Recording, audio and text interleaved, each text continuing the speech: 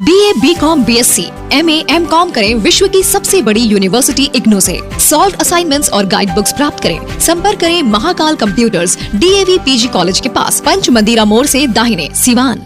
गया है, क्यों रखा गया है? सर प्रथम तो जो लोग भी आप लोग आए हुए हैं, जितने भी हमारे चैनल पार्टनर हैं, जो भी हमारे मीडिया बंधु हैं, सबको मैं तहे दिल से धन्यवाद देता हूं जिस समय निकाल के आप लोग आए। आज प्रेस कॉन्फ्रेंस करने का मेरा सिंगल मोटो है कि सिवान में जो भी अभी एडमिशन चल रहे हैं सिवान ज़िले में ग्रेजुएशन डिग्री में और मास्टर डिग्री में, तो बहुत कम लोगों को जानकारी है। बच्चे एडमिशन ले रहे हैं जेपी यूनिवर्सिटी में, पटना यूनिवर्सिटी में, लेकिन या अदर यूनिवर्सिटी में उसमें ग्रेजुएशन 4 साल का कर दिया गया है। लेकिन हमारे यहाँ अभी भी ग्रेजुएशन जो है वो सिर्फ 3 साल का हो रहा है। तो मात्र 3 साल में हम लोग ग्रेजुएशन की डिग्री दे रहे हैं। और सबसे बड़ी बात है, पहले जो जेपी यूनिवर्सिटी में जो 3 साल में जो कोर्सेज होते थे, BA, BCom, BSc, उसमें साल में एक बार परीक्षा का आयोजन किया जाता था। अब 4 साल में उनको 8 बार यानी सेमेस्टर सिस्टम इम्प्लीमेंट कर दिया गया है यूजीसी के रिकमेंडेशन से। बच्चे को अब 8 बार एग्जाम देना होगा। तो मेरे को ये नहीं समझ में आ रही है, जो यूनिवर्सिटी 3 साल में 3 एग्जाम कंडक्ट नहीं करती थी, 6 साल का टाइम लग जाता था, तो ये 8 एग्जाम कंडक्ट करने में कितना टाइम लगेगा, बच्चों का कितना समय डिस्ट्रॉय होगा। मैं उसके ऊपर उंगली नहीं उठाना चाहता हूं, लेकिन अभी जो बच्चे हैं जो एडमिशन नहीं लिए हैं या जेपी यूनिवर्सिटी में एडमिशन ले भी लिए हैं, उनके लिए गोल्डन चांस है। 31 जुलाई तक हमारे यहाँ एडमिशन चल रहे हैं, वो आके एडमिशन कराएं और 3 साल में हम लोग कोर्स कराएंगे उनका। तो आपके यहाँ तो जो रेगुलर कोर्स होता नहीं है, अब वहाँ रेगुलर होता है, तो फिर दोनों में अगर आप रेगुलर की तुलना करेंगे तो फिर कहीं ना कहीं उनका तो पढ़ाई बाधित होगा ना। सर देखिए, रेगुलर पढ़ाई मेरे हिसाब से जो होती है वो 10+2 स्कूल कॉलेजेस तक होती है।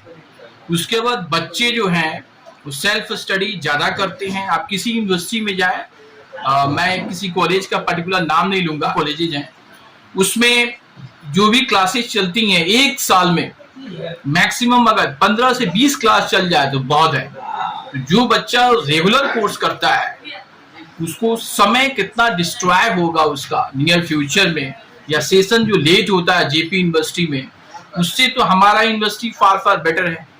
और हमारे यहाँ जो कोर्सेस हैं, जो यूनिवर्सिटीज है, वो A++ का इसको NAC ने ग्रेडिंग दिया हुआ है। ये जेपी यूनिवर्सिटी में तो ऐसी कोई ग्रेडिंग मिली नहीं है।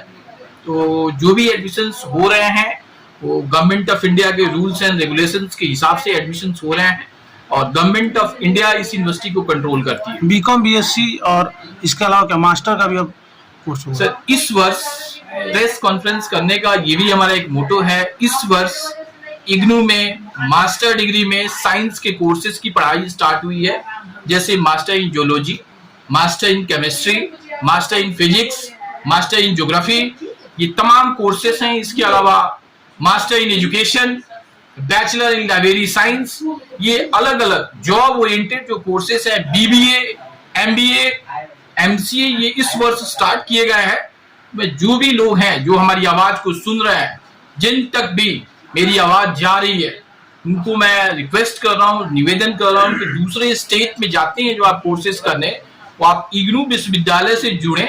बहुत पुराना यूनिवर्सिटी है, इसमें किसी तरीके की कोई आपको दिक्कत नहीं आएगी। सर BBA, MCA और जिन कोर्सेज की, एकाध कोर्सेज की और जो आप बात कर रहे हैं, ये तकनीकी रूप से बड़ा जटिल ये कोर्सेज होते हैं। इसमें थ्योरी के साथ प्रैक्टिकल बड़ा महत्वपूर्ण होता है।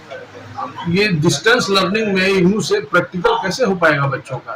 सर जो भी हमारे यहाँ एडमिशन्स होते हैं BBA के लिए, हम लोग 6 मंथ का उनको ट्रेनिंग प्रोवाइड करते हैं। किसी कंपनी से, किसी फैक्ट्री में उस बच्चे को अटैच किया जाता है, 6 मंथ तो बच्चे वहाँ पे जाके ट्रेनिंग लेते हैं। जहाँ तक MCA की बात है, उनका प्रैक्टिकल छपरा में, कभी कभी किसी केस में पटना में भी उनका आयोजन किया जाएगा। सिवान में प्रैक्टिकल नहीं होगा उनका। अभी प्रस्ताव है अभी जो प्रेजेंट केस में ये सिनेरियो है कि सिवान में उन बच्चों का प्रैक्टिकल नहीं होगा, उन बच्चों का प्रैक्टिकल जेपी यूनिवर्सिटी छपरा में या एएन कॉलेज या बीएन कॉलेज पटना में इसका आयोजन किया जाएगा। जो एक कैंपस का जो माहौल होता है, हम लोग जो कॉलेज वगैरह जाते हैं या फिर किसी इंस्टीट्यूशन में जाते हैं तो वहाँ कम से कम बहुत सारी चीजें ऐसे मिल जाती हैं। तो क्या ऐसा नहीं लग रहा है कि डिस्टेंस एजुकेशन जैसे आप उसको बढ़ावा दे रहे हैं तो उससे उस कैंपस का या उस माहौल का कहीं ना कहीं एक तरह से वो बाधित हो रहा है? सर देखिए, आपका सवाल काफी जटिल है और मैं इसको संक्षेप में ये बताना चाहता हूँ। जिस हिसाब से भारत की जनसंख्या बढ़ रही है, आप भी इस पे सोचिएगा, मनन कीजिएगा। जिस हिसाब से जनसंख्या बढ़ रही है उस हिसाब से कोई भी कॉन्स्टिट्यूएंट कॉलेज या प्राइवेट कॉलेज का स्थापना नहीं कर लो। जो भी गवर्नमेंट ऑफ इंडिया है या गवर्नमेंट ऑफ बिहार है, ये नहीं चाहती है कि उच्च शिक्षा बच्चे ग्रहण करें। मैं किसी सरकार पे आरोप नहीं लगा रहा। ये बच्चे जो हैं, जो जनसंख्या 1972 में थी, सिवान में जो कॉलेजेज 1972 में थे वही कॉलेजेज आज भी हैं। इस पे आप अध्ययन कीजिएगा। लेकिन जनसंख्या काफी तेजी से 5 गुना बढ़ चुकी है, तो बच्चे जाएंगे कहाँ पे? डीएवी कॉलेज में सीट लिमिटेड है। शिक्षा की लेकिन भारत सरकार तो कह रही है कि हर 3 दिन पे 6 यूनिवर्सिटीज खुल रहे हैं और आप कह रहे हैं कि खुल ही नहीं रहा है। सर, अगर आपके पास ऐसा कोई डाटा है, प्रधानमंत्री कह रहे हैं ना, डाटा क्या प्रधानमंत्री कह रहे हैं? मैं सर इतना बड़ा नहीं हूँ कि मैं प्रधानमंत्री या गृह मंत्री के ऊपर आरोप पढ़ाई करा रहे हैं। लेकिन अगर आपके पास ऐसा कोई डाटा है कि 6 दिन में एक विश्वविद्यालय का गठन हो रहा है तो ये गलत बात है। मेरे हिसाब से ऐसी कोई जानकारी नहीं है।